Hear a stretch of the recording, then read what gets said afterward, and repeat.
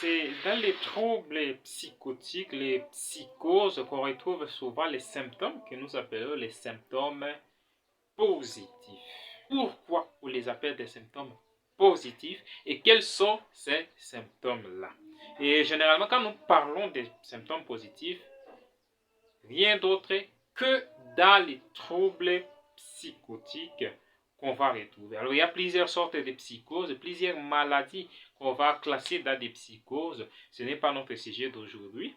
Mais si vous voulez comprendre la différence qui existe par exemple entre la psychose et la névrose, j'ai déjà fait une vidéo sur ça, vous allez trouver ici. Mais pourquoi nous les appelons des symptômes positifs? Et tout simplement parce que ces symptômes-là sont productifs. Pourquoi alors nous appelons ces symptômes-là productifs? C'est productif seulement par leur manifestation, parce que leurs manifestations sont vraiment évidentes, sont vraiment claires, sont vraiment visibles, que tout le monde peut constater que la personne est en train de sombrer dans une psychose, dans un trouble psychotique. C'est pourquoi nous les appelons en fait des symptômes positifs. Parce qu'ils sont positifs en ce lieu que parfois, ça peut aider aussi que les personnes qui sont à côté puissent intervenir en temps et puissent aider la personne. C'est pourquoi nous parlons des symptômes positifs. Alors, quels sont ces symptômes positifs? Alors, il y en a plusieurs, mais je vais vous donner ici quelques-uns de ces symptômes, bon, les plus courants, les plus fréquents. Alors, généralement, il y aura par exemple de l'hallucination. J'ai déjà expliqué l'hallucination, c'est quoi? La plupart des temps, l'hallucination, c'est le fait d'avoir une perception erronée de l'objet. Donc, la personne est en train de regarder des choses que les autres personnes ne regardent pas, ne voient pas. Mais lui, il est en train de regarder. Alors, si vous voulez avoir plus d'explications sur les hallucinations, j'ai déjà fait une vidéo sur les symptômes que vous devez nécessairement connaître. Vous allez trouver ici, vous pouvez visionner. À part les hallucinations, nous avons les délires. Les délires, c'est quoi? Les délires, ce sont des fausses croyances. Dans les délires, les fausses croyances sont vraiment évidentes que c'est faux. Et d'ailleurs, la personne est convaincue que c'est vrai.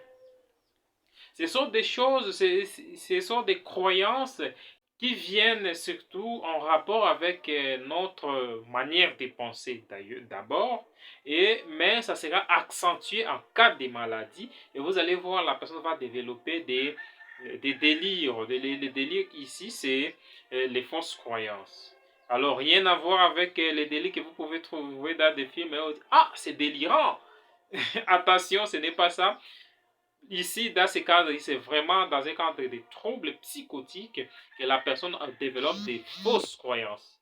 Et malheureusement, ces fausses croyances sont vraiment visibles, comme je le disais, et vraiment patentes que tout le monde peut constater. Par exemple, quelqu'un peut se dire que je suis le fils du président des États-Unis.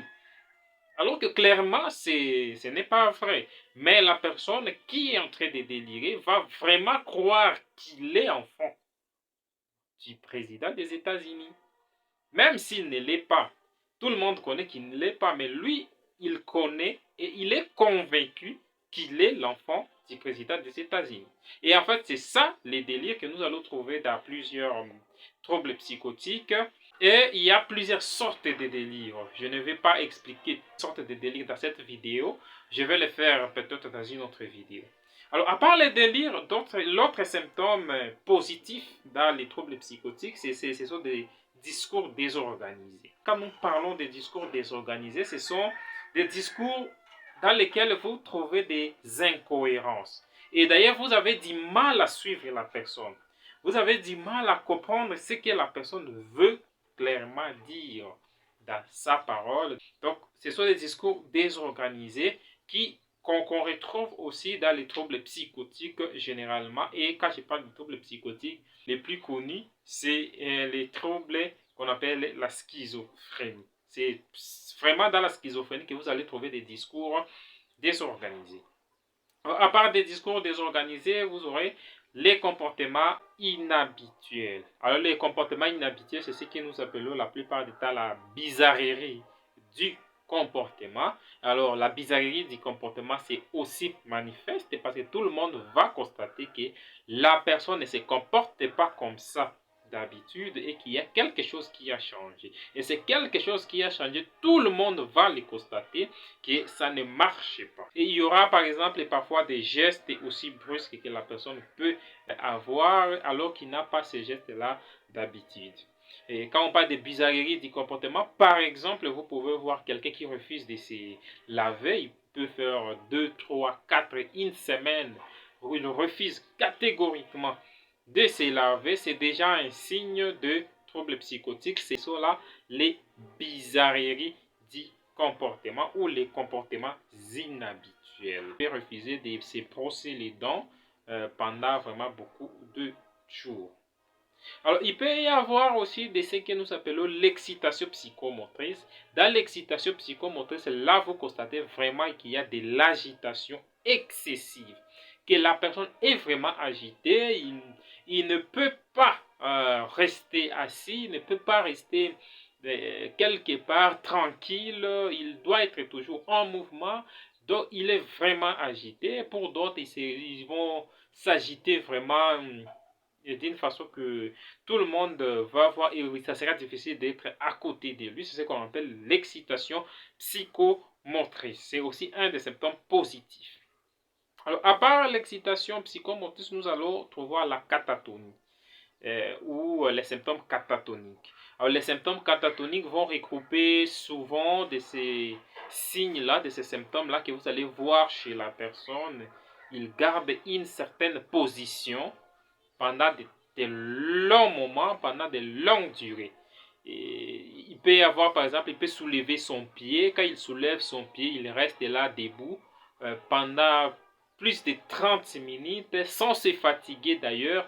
Il peut rester comme ça même pendant 1 heure du temps. Ou soit il peut vous fixer ou bien fixer quelque chose. Quand il regarde quelque chose là, il ne peut pas détourner ses yeux. Il ne ferme même pas ses yeux, il ne bouge pas ses yeux pendant de très longs moments. Alors que pour une personne qui ne souffre pas de psychose, c'est carrément impossible, c'est carrément difficile d'arriver à faire ça. Alors, à part les symptômes là, positifs, là, nous savons que ces symptômes-là vont varier d'une personne à une autre et aussi par rapport à un moment de la maladie.